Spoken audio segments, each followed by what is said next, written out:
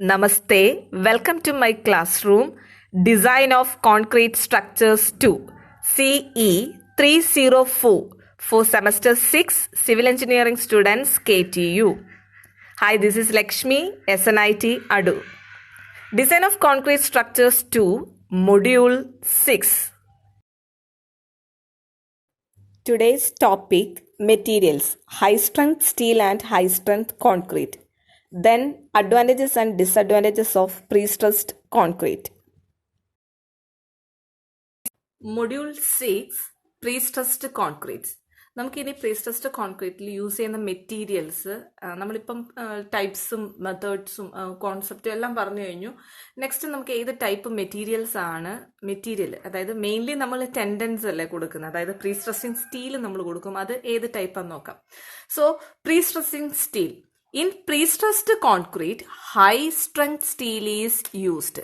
So നമ്മൾ prestressed കോൺക്രീറ്റിൽ high strength steel ആണ് യൂസ് ചെയ്യുന്നത്. ആക്ച്വലി ഹൈ സ്ട്രെങ്ത് സ്റ്റീൽ എന്ന് പറഞ്ഞു കഴിഞ്ഞാൽ it is an alloy of iron, carbon, manganese and optional materials.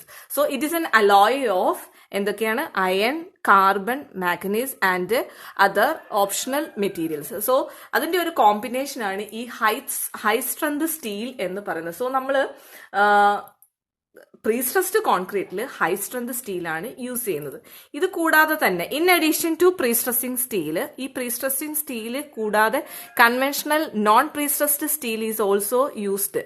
നമ്മൾ കൺവെൻഷണൽ നോൺ പ്രീസ്ട്രസ്ഡ് സ്റ്റീലും ഈ പ്രീസ്ട്രസിങ് സ്റ്റീലിന്റെ കൂടെ ഇൻ അഡീഷൻ ആയിട്ട് യൂസ് ചെയ്യാറുണ്ട്. എന്തിനു വേണ്ടിയിട്ടാ? Used for flexural capacity, shear capacity, temperature and shrinkage requirements. ഇതിനൊക്കെ വേണ്ടിയിട്ട് നമ്മൾ നോൺ പ്രീസ്ട്രസ്ഡ് സ്റ്റീല് കൺവെൻഷണൽ മോഡിൽ നമ്മൾ ഈ പ്രീസ്ട്രസിങ് സ്റ്റീലിന്റെ കൂടെ യൂസ് ചെയ്യാറുണ്ട്. പൊതുവേ നമ്മൾ പ്രീസ്ട്രസ്ഡ് കോൺക്രീറ്റിൽ ഹൈ സ്ട്രെങ്ത് സ്റ്റീലാണ് യൂസ് ചെയ്യുന്നത്. സോ നമുക്കങ്ങനെ ഹൈ സ്ട്രെങ്ത് സ്റ്റീലിന്റെ നമ്മളെ മെറ്റീരിയലിനെ പറ്റി, അപ്പൊ പ്രീസ്ട്രസിംഗിൽ വരുന്ന ഹൈ സ്ട്രെങ്ത് സ്റ്റീലും ഹൈ സ്ട്രെങ്ത് കോൺക്രീറ്റും രണ്ട് മെറ്റീരിയൽസ് ആണ് mainly high strength steel and high strength concrete. മെറ്റീരിയൽസിൽ high strength steel, high tensile steel, high strength steel or next high strength concrete രണ്ടും നമുക്കൊന്ന് നോക്കാം. ഹൈ സ്ട്രെങ്ത് സ്റ്റീലാണ് യൂസ് ചെയ്യുന്നതെന്ന് പറഞ്ഞു. ഈ ഹൈ ടെൻസൈൽ സ്റ്റീൽ എന്ന് പറഞ്ഞു കഴിഞ്ഞാൽ അതിന് yield stress of about 1800 newton per mm square, 1800 megapascal ആണ് ഈൽഡ് സ്ട്രെസ് എന്ന് പറയുന്നത് ഈ ഹൈ സ്ട്രെങ്ത് സ്റ്റീലിന്റെ. That means it is much greater than നമ്മൾ യൂസ് ചെയ്യുന്ന RCCയിൽ നമ്മൾ യൂസ് ചെയ്യുന്ന FE415, FE500 സ്റ്റീലിനെക്കാട്ടിലും കൂടുതലാണ് നമ്മൾ പ്രീസ്ട്രസിൽ ഹൈ ടെൻസൈൽ സ്റ്റീലിന്റെ ഈൽഡ് സ്ട്രെങ്ത് എന്ന് പറയുന്നത്. It is 1800 മെഗാപാസ്കൽ, that means newton per mm square. അതുപോലെ തന്നെ ഈ ഹൈ ടെൻസൈൽ സ്റ്റീൽ എന്ന് പറഞ്ഞു കഴിഞ്ഞാൽ the tension applied in steel should be high to obtain sufficient pre-stress in concrete after losses in pre-stress. So നമുക്ക് ഈ ഹൈ സ്ട്രെങ്ത് സ്റ്റീലാണ് നമുക്ക് tension നമ്മൾ അപ്ലൈ ചെയ്യാനായിട്ട് ഇത് കൊടുക്കുന്നത്. അത് കഴിഞ്ഞിട്ടാണ് ഈ ട്രാൻസ്ഫറിങ്, അതായത് to transfer the prestress to the concrete പറയുന്നത്. ആഫ്റ്റർ ലോസസ് ഇൻ പ്രീസ്ട്രസിന് അകത്ത് ചെറിയ ചെറിയ ലോസസ് ഒക്കെ ഉണ്ട് ഡ്യൂ ടു ഷ്രിങ്കേജ്, അങ്ങനെ കുറെ ലോസസ് നമ്മൾ ഇനി അത് പഠിക്കും. സോ അതെല്ലാം കഴിഞ്ഞിട്ടുള്ളതാണ് പറയുന്നത്. ഇനി ഇനീഷ്യൽ സ്ട്രെസ് എന്ന് പറഞ്ഞു കഴിഞ്ഞാൽ, അതായത് ഈ ഹൈ ടെൻസൈൽ സ്റ്റീലിന്റെ ഇനീഷ്യൽ സ്ട്രെസ് ഹൈ ആയിരിക്കും. The initial stress in steel is high. അതെന്ന് പറഞ്ഞാൽ 1200 മുതൽ 2000 ന്യൂട്ടൺ പെർ mm സ്ക്വയർ വരെയാണ് ഇനീഷ്യൽ സ്ട്രെസ് എന്ന് പറയുന്നത്. സോ നമുക്ക് ഇങ്ങനെ ഇത്രയും സ്ട്രെസ് എടുക്കുന്ന സ്റ്റീൽ വേണം യൂസ് ചെയ്യാനായിട്ട്. സോ നമ്മൾ ഹൈ ടെൻസൈൽ സ്റ്റീൽ യൂസ് ചെയ്യുന്നത് because of its high strength. So the steel used should be of high strength. So അതുകൊണ്ടാണ് നമ്മൾ ഹൈ ടെൻസൈൽ സ്റ്റീല് യൂസ് ചെയ്യുന്നത്. ഇനി ഹൈ സ്ട്രെങ്ത് കോൺക്രീറ്റ് പറയുമ്പം അതായത് പ്രീസ്ട്രസിങ് ഫോഴ്സിനെ വിത്ത്സ്റ്റാൻഡ് ചെയ്യുന്ന കോൺക്രീറ്റ് ആണ് ഹൈ സ്ട്രെങ്ത് കോൺക്രീറ്റ് എന്ന് പറയുന്നത്. മിനിമം ഗ്രേഡ് നമുക്ക് കോഡ്, അതായത് പ്രീസ്ട്രസിന്റെ കോഡ് തന്നെ IS 1343 ടേബിൾ 4 അതായത് പേജ് നമ്പർ 10 മിനിമം ഗ്രേഡ് എത്രയാ യൂസ് ചെയ്യേണ്ടതെന്ന് പറയുന്നുണ്ട്. സി ദിസ് ഇസ് IS കാണുന്നില്ലേ, IS 1343 കോഡ്. സോ പ്രീസ്ട്രസിന്റെ കോഡിൽ തന്നെ നമുക്ക് ഇവിടെ ഒരു ടേബിൾ അവൈലബിൾ ആണ്. Minimum cement content, maximum water cement ratio, minimum grade of concrete for different exposure condition. So here നമുക്ക് മൈൽഡ്, മോഡറേറ്റ്, സിവിയർ എക്സ്പോഷർ കണ്ടീഷന്, വെരി സിവിയർ എക്സ്ട്രീമില് മിനിമം സിമെന്റ് കണ്ടന്റ് യൂസ് ചെയ്യേണ്ടതും അതുപോലെ മാക്സിമം വാട്ടർ സിമെന്റ് റേഷ്യോയും അതുപോലെ തന്നെ minimum grade of concrete. C കണ്ടോ, minimum grade of concrete നമുക്ക് പറയുന്നുണ്ട്. സോ ഈ ഹൈ സ്ട്രെങ്ത് കോൺക്രീറ്റ് എന്ന് പറഞ്ഞു കഴിഞ്ഞാൽ പ്രീസ്ട്രസിങ് ഫോഴ്സ് വിത്ത്സ്റ്റാൻഡ് ചെയ്യാൻ വേണ്ടിയിട്ടാണ് നമ്മൾ ഹൈ സ്ട്രെങ്ത് കോൺക്രീറ്റ് യൂസ് ചെയ്യുന്നത് പ്രീസ്ട്രസിംഗിൽ. സോ പ്രീസ്ട്രസ് കോൺക്രീറ്റില് മിനിമം ഗ്രേഡ് എന്ന് പറഞ്ഞു കഴിഞ്ഞാൽ ആസ് പെർ ടേബിൾ 4 IS 1343 പ്രകാരം പോസ്റ്റ് ടെൻഷനിങ്ങിന് M30, പ്രീ ടെൻഷനിങ്ങിന് M40 ആണ് പൊതുവെ ജനറലി യൂസ് ചെയ്യുന്നത്. പോസ്റ്റ് ടെൻഷനിങ്ങിന് M30യും പ്രീ ടെൻഷനിങ്ങിന് M40. അതുപോലെ തന്നെ ഈ ഹൈ സ്ട്രെങ്ത് കോൺക്രീറ്റ് എന്ന് പറഞ്ഞു കഴിഞ്ഞാൽ offers high resistance in tension, shear, bond and bearing. Okay, high resistance in tension, shear, bond and bearing. അതുപോലെ തന്നെ എൻഡ് ആങ്കറേജസ് നമ്മൾ പ്രൊവൈഡ് ചെയ്യുമെന്ന് പറഞ്ഞിട്ടുണ്ട്. ആ സോണിൽ ബെയറിംഗ് സ്ട്രെസ് വെരി ഹൈ ആയിരിക്കും. അതുകൊണ്ടാണ് നമ്മൾ ഹൈ സ്ട്രെങ്ത് സ്റ്റീൽ യൂസ് ചെയ്യുന്നത്. ഈ ഹൈ സ്ട്രെങ്ത് സ്റ്റീൽ ആയതുകൊണ്ട് നമ്മൾ അങ്ങനെ യൂസ് ചെയ്യുന്നതുകൊണ്ട് മെയിൻ്റനൻസ് കോസ്റ്റ് അങ്ങനത്തെ അതൊക്കെ കുറവായിരിക്കും. So minimise the cost minimise ചെയ്യാനായിട്ട് നമുക്ക് സാധിക്കുന്നതായിരിക്കും. ഈ ടൈപ്പ് ഹൈ സ്ട്രെങ്ത് കോൺക്രീറ്റ് നമ്മൾ യൂസ് ചെയ്യുന്നതുകൊണ്ട് it has less liable to shrinkage cracks and high modulus of elasticity and smaller ultimate creep strain. അതുകൊണ്ട് എന്താ, പ്രീസ്ട്രസ് ലോസ് സ്മോളർ ആയിരിക്കും. എന്താ, less liable to shrinkage cracks and it has high modulus of elasticity and smaller ultimate creep strain. ഇത്രയൊക്കെ ഉള്ളത് കൊണ്ട് it's results in smaller loss of പ്രീസ്ട്രസ് ആയിരിക്കും. അതുപോലെ തന്നെ ഈ ഹൈ സ്ട്രെങ്ത് കോൺക്രീറ്റ് എന്ന് പറഞ്ഞു കഴിഞ്ഞാൽ നമ്മുടെ ക്രോസ് സെക്ഷണൽ ഡയമെൻഷൻ റെഡ്യൂസ് ചെയ്യാനൂടെ ഹെൽപ്പ് ചെയ്യും. ലോങ് സ്പാനിലേക്ക് നമുക്ക് പോവാനായിട്ട് പറ്റും. സോ എക്കണോമിക്കലി പ്രാക്ടിക്കലി സ്യൂട്ടാണ് ഹൈ സ്ട്രെങ്ത് കോൺക്രീറ്റ്. അപ്പൊ പ്രീസ്ട്രസ്ഡ് കോൺക്രീറ്റിൽ നമ്മൾ പൊതുവെ യൂസ് ചെയ്യുന്ന മെറ്റീരിയൽ ഹൈ ടെൻസൈൽ സ്റ്റീലും ഹൈ സ്ട്രെങ്ത് കോൺക്രീറ്റും ആണ്. ക്ലിയർ? നമ്മൾ മുമ്പേ മെറ്റീരിയൽസ് പറഞ്ഞിരുന്നു. സോ ഇനി നമുക്ക് മെറ്റീരിയൽസിൽ തന്നെ നമ്മൾ ഹൈ സ്ട്രെങ്ത് സ്റ്റീൽ യൂസ് ചെയ്യുമെന്ന് പറഞ്ഞു. ആ സ്റ്റീലായിട്ട് നമ്മൾ പ്രീസ്ട്രസിങ് സ്റ്റീലായിട്ട്, അതായത് നമ്മൾ യൂസ് ചെയ്യുന്നത് വയേഴ്സ് നമുക്ക് യൂസ് ചെയ്യാം, സ്ട്രാൻഡ്സ് നമ്മൾ യൂസ് ചെയ്യും, ടെൻഡൻസ് നമ്മൾ യൂസ് ചെയ്യും, അതുപോലെ തന്നെ കേബിൾസ്, ബാസ്, ഇത്രയും കാര്യങ്ങൾ നമുക്ക് യൂസ് ചെയ്യാൻ പറ്റും. അങ്ങനെയാണെങ്കിൽ ടെൻഡൻ എന്താ, സ്ട്രാൻഡ്സ് എന്താ, വയേഴ്സ് എന്താന്നൊക്കെ നമുക്കൊന്ന് നോക്കാം. ഫസ്റ്റ് വയേഴ്സ് എന്ന് പറഞ്ഞു കഴിഞ്ഞാൽ a prestressing wire is a single unit made of steel വെച്ച് നമ്മൾ മെയ്ഡ് ചെയ്ത സിംഗിൾ യൂണിറ്റിനെയാണ് നമ്മൾ വയേഴ്സ് എന്ന് പറയുന്നത്. സിംഗിൾ ആയിട്ടുള്ള നമ്മുടെ റീൻഫോഴ്സിംഗ് ബാസ് പോലെ സിംഗിൾ ആയിട്ടുള്ള യൂണിറ്റ് ആണ് നമ്മുടെ, അങ്ങനെയുള്ള പ്രീസ്ട്രസിംഗ് ആണ് വയേഴ്സ് എന്ന് പറഞ്ഞത്. പ്രീസ്ട്രസിംഗ് വയേഴ്സ് എന്ന് പറഞ്ഞത് ശരിക്കും അതിന്റെ ഡയമീറ്റർ, ഈ വയേഴ്സിന്റെ diameter 2.5 mm, 3, 4, 5 mm, 7 mm, 8 mm ഒക്കെ ആയിരിക്കും ഈ പ്രീസ്ട്രസിംഗ് വയേഴ്സിന്റെ ഡയമെൻഷൻ എന്ന് പറഞ്ഞാൽ, അല്ലെങ്കിൽ ഡയമീറ്റർ എന്ന് പറഞ്ഞല്ലേ. സിംഗിൾ യൂണിറ്റ് ആയിരിക്കും, single unit made of steel ആയിരിക്കും വയേഴ്സ് എന്ന് പറഞ്ഞാൽ. രണ്ട് ടൈപ്പിൽ വയേഴ്സ് നമുക്ക് അവൈലബിൾ ആണ്, പ്ലെയിൻ വയറും ഇന്റൻഡഡ് വയറും.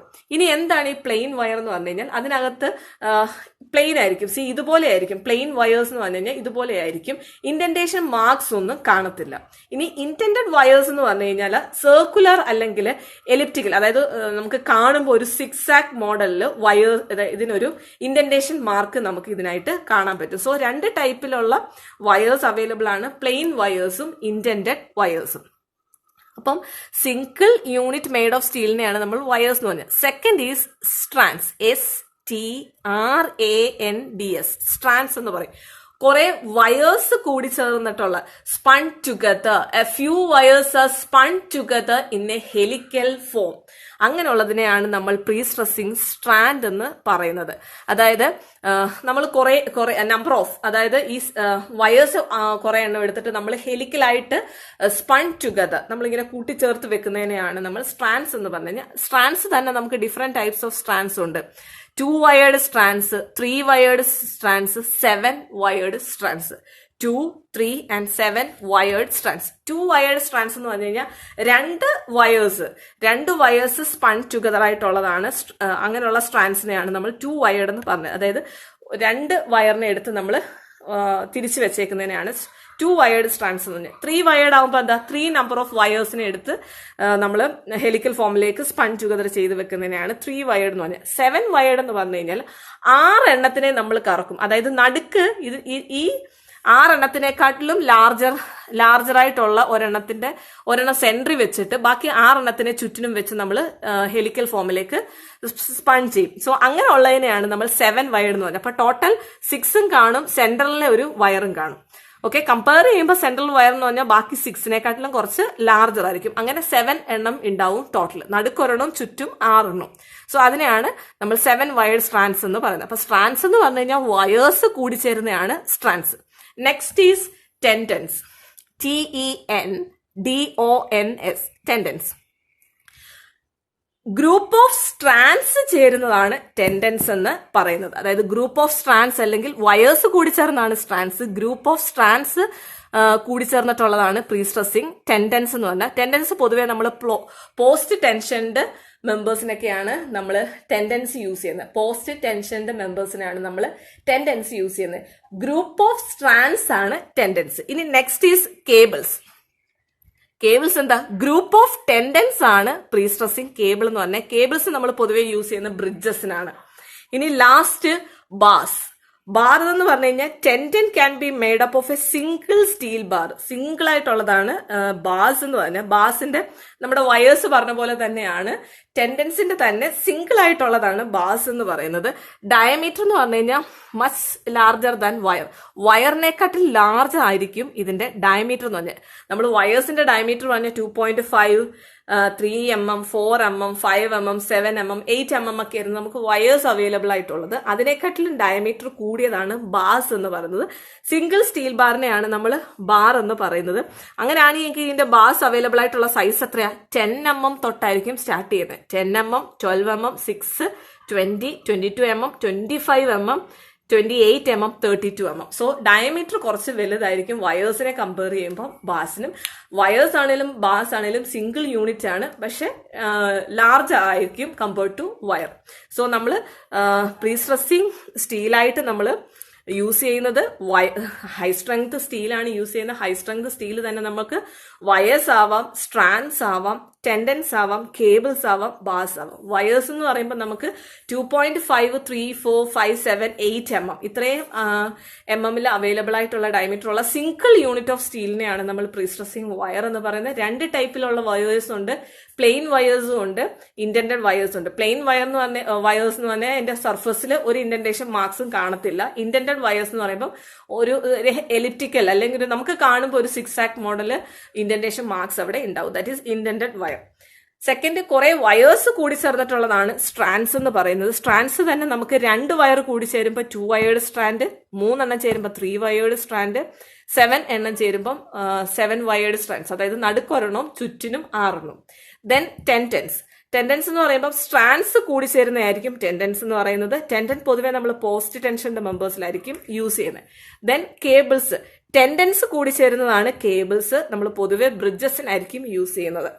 ബാസ് എന്ന് പറഞ്ഞു കഴിഞ്ഞാൽ it's a kind of tendon ആണ്, പക്ഷെ സിംഗിൾ ആണ്. സിംഗിൾ ആയിട്ടുള്ളത് വയേഴ്സിനെ കമ്പയർ ചെയ്യുമ്പോൾ അതിനെക്കാട്ടിൽ ഡയമെൻഷൻ വലുതായിരിക്കും.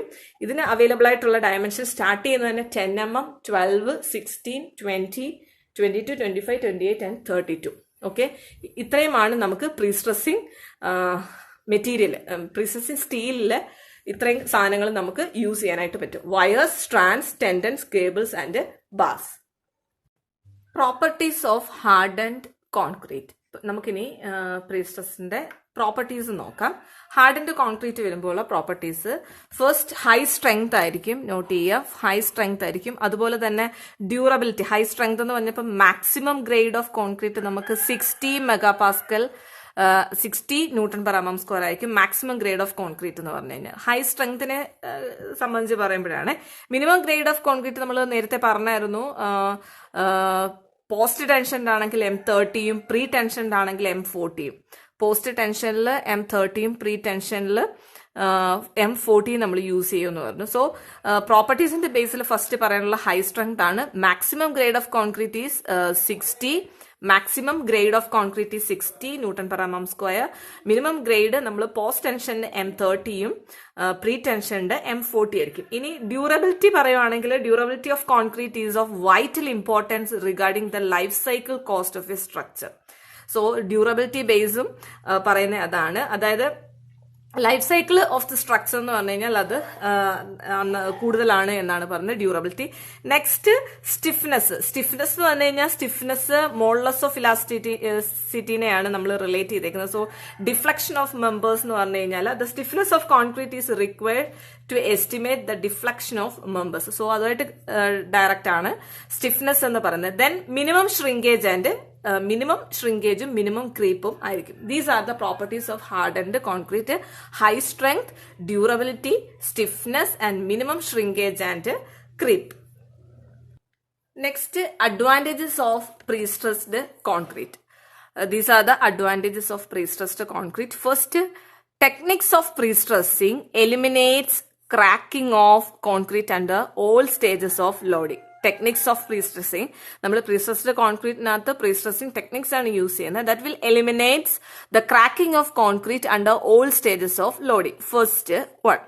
സെക്കൻഡ് അഡ്വാൻറ്റേജ് പറയുന്നത് the prestressed concrete does not crack ആവാത്തത് കൊണ്ട് the possibility of steel to rust, അതായത് സ്റ്റീൽ കൊറോഡഡ് ആവുന്നത് അത് നമുക്ക് കുറയ്ക്കാനായിട്ട് പറ്റും. അതുപോലെ തന്നെ concrete to deteriorate is minimized. So prestressed concrete does not crack ചെയ്യാത്തത് കൊണ്ട് the possibility of steel to rust RUST തുരുമ്പ് പിടിക്കുക and concrete to deteriorate is minimized. നമുക്ക് സ്റ്റീല് കൊറോഡ് ആവുന്നതും അതുപോലെ കോൺക്രീറ്റ് കാലഹരണപ്പെട്ടു പോകുന്നതും നമുക്ക് മിനിമൈസ് ചെയ്യാനായിട്ട് പറ്റും പ്രീസ്ട്രെസ്ഡ് കോൺക്രീറ്റ്. ഈ തേർഡ് വൺ പറയുന്നത് the use of curved tendons. നമ്മൾ ടെൻഡൻസ് യൂസ് ചെയ്യുമ്പോൾ സ്ട്രെയിറ്റ് ടെൻഡൻസും കേർവ്ഡ് ടെൻഡൻസ് യൂസ് ചെയ്യാറുണ്ട് എന്ന് പറഞ്ഞു. കേർവ്ഡ് ടെൻഡൻസിന്റെ യൂസും and the pre compression of concrete helps to resist shear resist ചെയ്യാനായിട്ട് ഇത് രണ്ടും സഹായമാകും എന്നാണ് പറഞ്ഞിരിക്കുന്നത്. Use of curved tendons and pre compression of concrete. And fourth one, advantages of pre-stressed concrete. The fourth one, quantity of steel required for pre-stressing about 1/3 that required for RC. RCയുടെ 1/3 മതി നമുക്ക് quantity of steel മതി പ്രീസ്ട്രെസ്സിങ്ങിൽ. ഇനി prestressed fifth one, prestressed കോൺക്രീറ്റിൽ precast blocks and elements can be used as 1 unit. So ഒരു unit ആയിട്ടായിരിക്കും നമ്മൾ പ്രീകാസ്റ്റ് ബ്ലോക്സും എലമെന്റ്സും എല്ലാം പ്രീസ്ട്രെസ്ഡ് കോൺക്രീറ്റിൽ യൂസ് ചെയ്യുന്നത്. സോ നമുക്ക് ഷട്ടറിങ്ങിനും സെന്ററിങ്ങിനും, അതായത് ലാർജ് സ്ട്രക്ചേഴ്സ് വരുമ്പോൾ ഷട്ടറിങ്ങിനും സെന്ററിങ്ങിനും ഒക്കെ കോസ്റ്റ് കൂടുതലായിരിക്കും. സോ ആ കോസ്റ്റ് നമുക്ക് ഇവിടെ സേവ് ചെയ്യാനായിട്ട് പറ്റും. വൈ? ബിക്കോസ് പ്രീകാസ്റ്റ് ബ്ലോക്കും എലമെന്റ്സും എല്ലാം സിംഗിൾ യൂണിറ്റ് ആയിട്ടായിരിക്കും പ്രീകാസ്റ്റ് കോൺക്രീറ്റ് നമ്മൾ യൂസ് ചെയ്യുന്നത്. In pre-stressed concrete, precast blocks and elements can be used as 1 unit. This saves in the cost of shuttering and centering for large structures. Sixth point എന്ന് പറയുന്നത് suitable for use in, അതായത് pressure വെസൽസിൽ liquid retaining സ്ട്രക്ചേഴ്സിലൊക്കെ നമുക്ക് prestressed കോൺക്രീറ്റിന് use ചെയ്യാനായിട്ട് പറ്റും. അതാണ് sixth point, suitable for use in pressure vessels, liquid retaining structures. Seventh point പറയുന്നത് prestressed concrete beams are usually low deflection കുറവായിരിക്കും പ്രീസ്ട്രെസ്ഡ് കോൺക്രീറ്റ് ബീമിന്. പിന്നെ പറയുന്നത് ഡൈനമിക് ആൻഡ് ഫറ്റീഗ് ലോഡിന്റെ കേസിൽ ഇംപ്രൂവ്ഡ് പെർഫോമൻസ് കാണിക്കാറുണ്ട് prestressed concrete. Improved performance under dynamic and fatigue loading.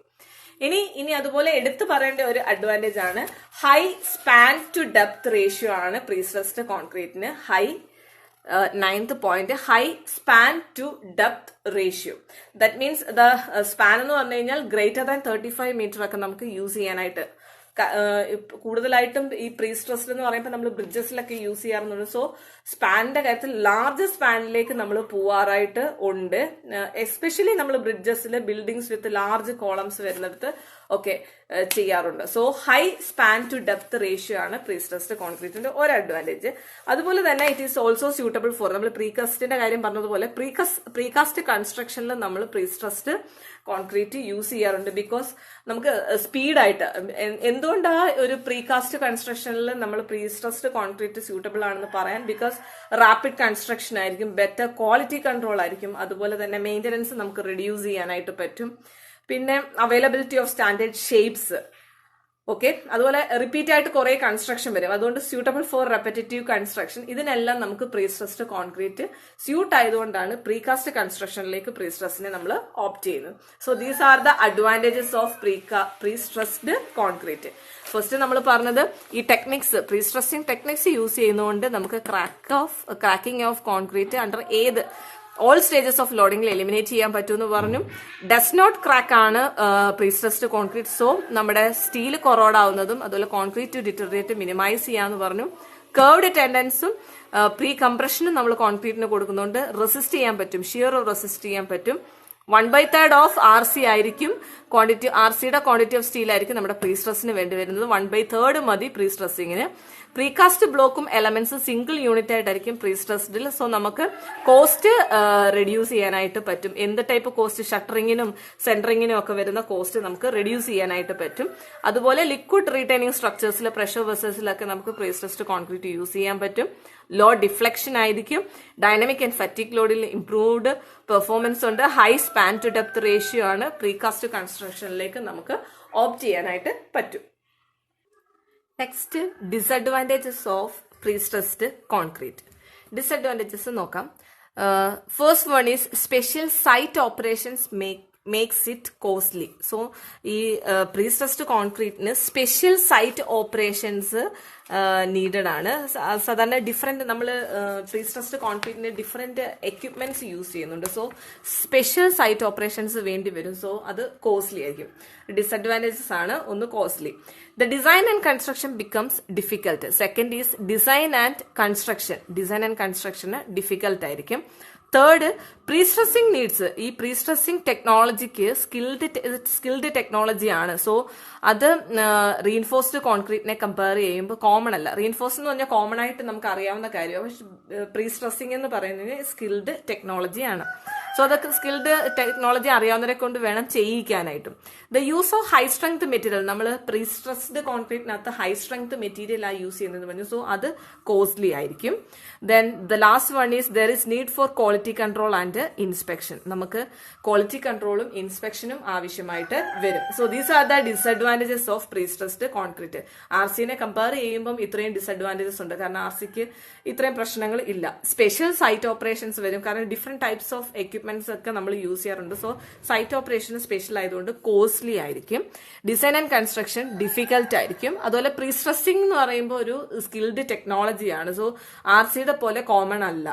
The use of high strength material high strength ആയതുകൊണ്ട് അത് costly ആയിരിക്കും. അതുപോലെ തന്നെ need for quality control and ഇൻസ്പെക്ഷനും ക്വാളിറ്റി കൺട്രോളും നമുക്ക് ആവശ്യമായിട്ടുണ്ട്.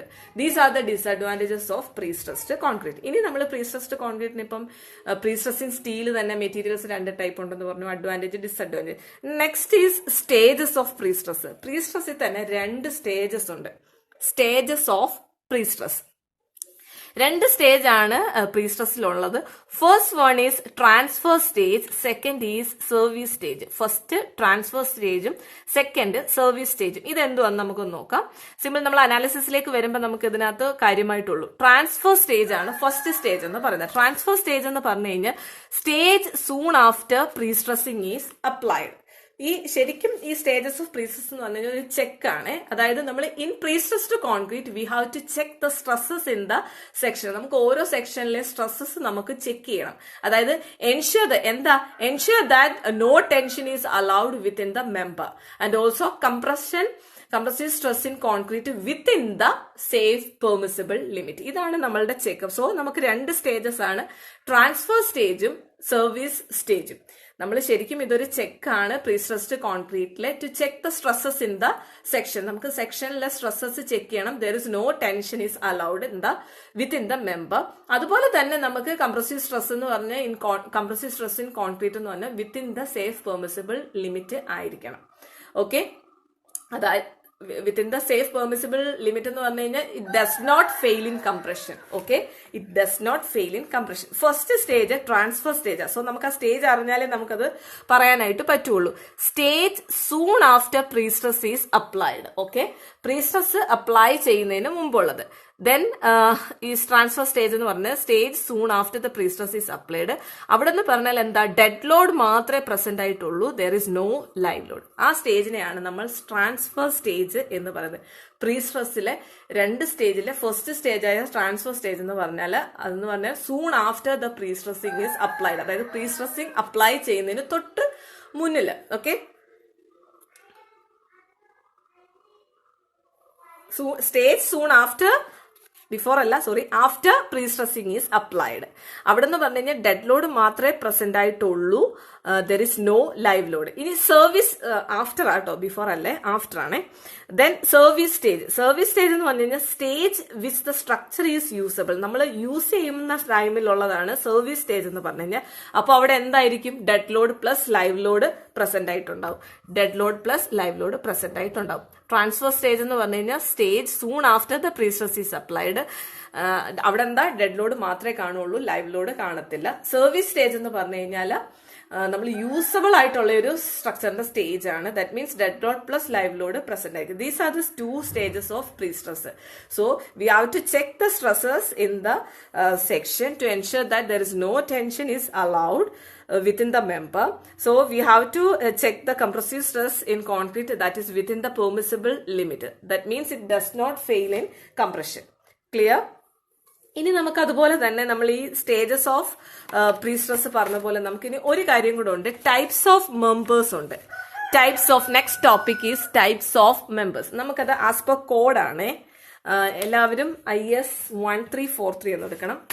As per IS 13 as per IS 1343 close 20.3.2 page number 29. എല്ലാവരും ഒന്നെടുത്ത് IS 1343. നമ്മുടെ കോഡ് ഇതാണ്.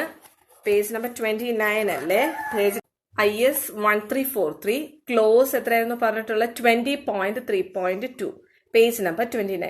Limit state of serviceability cracking. ഇത് കണ്ടോ, നമുക്ക് ടൈപ്സ് ഓഫ് മെമ്പേഴ്സ് ആണ്.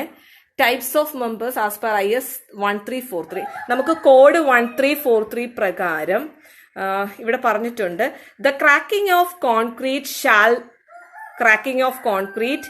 the cracking of concrete shall not affect the appearance or durability of the structure. The criteria of limit state of cracking for the 3 types of pre-stressed concrete members shall be as follows. The criteria of limit state of cracking for the 3 types of pre-stressed concrete members shall be as follows. നമുക്ക് ഏതൊക്കെയാ 3 types of prestressed members നോക്കാം. Type 1, type 2, type 3. ഇത് നിങ്ങൾക്ക് കോഡിൽ തന്നെ available ആയിട്ടുണ്ട്. So അവിടുന്ന് നോക്കി പഠിച്ചാൽ മതിയാവും. ടൈപ്പ് 1 എന്ന് പറഞ്ഞാൽ നോ ടെൻസൈൽ സ്ട്രെസ്, അങ്ങനെയുള്ള മെമ്പറിനെയാണ് നമ്മൾ ടൈപ്പ് 1 എന്ന് പറയുന്നത്. Type 2, tensile stresses are allowed but no visible cracking. Tensile stresses ഉണ്ടാവും, are allowed. Type 2, tensile stresses are allowed but no visible cracking. Okay, അതാണ് ടൈപ്പ് 2 മെമ്പേഴ്സ് എന്ന് പറഞ്ഞാൽ. Then for type 4 members, cracking is allowed but should not affect the appearance or durability of the structure. Acceptable limits of cracking would vary with the type of structures and environment and will vary between wide limits and the prediction of absolute maximum width is not possible. That means there is a limitation on crack width. So these are the 3 types of members. Pre-stressed concrete types of members ആണ് പറയുന്നത്. Depends upon the cracking criteria of limit state of cracking. 3 stages of pre-stressed concrete members: type 1, type 2, type 3. Type 1, no tensile stresses. Type 2, tensile stresses are allowed but no visible cracking. And type 3, cracking is allowed but there is limitations on crack width. ഇനി നമ്മുടെ type 2 and type 3 are usually provided for buildings and slabs. ബിൽഡിങ്സിനും സ്ലാബ്സിനും നമ്മൾ പൊതുവെ type 2, type 3 members ആയിരിക്കും use ചെയ്യുന്നത്. So ഇത്രയും clear ആയി എന്ന് വിചാരിക്കുന്നു. നമ്മൾ materials, prestressing steel high strength മെറ്റീരിയലും മെറ്റീരിയൽസ് ആയിട്ട് ഹൈ സ്ട്രെങ്ത് കോൺക്രീറ്റ് നോക്കി, advantage disadvantages, stages of prestress and types of members എല്ലാവരും കീനായിട്ട് തന്നെ ഒബ്സർവ് ചെയ്യുക, നന്നായിട്ട് തന്നെ വീഡിയോ കേൾക്കുക, നോട്ട് പ്രിപ്പയർ ചെയ്യുക, പഠിക്കുക. Okay, have A nice day.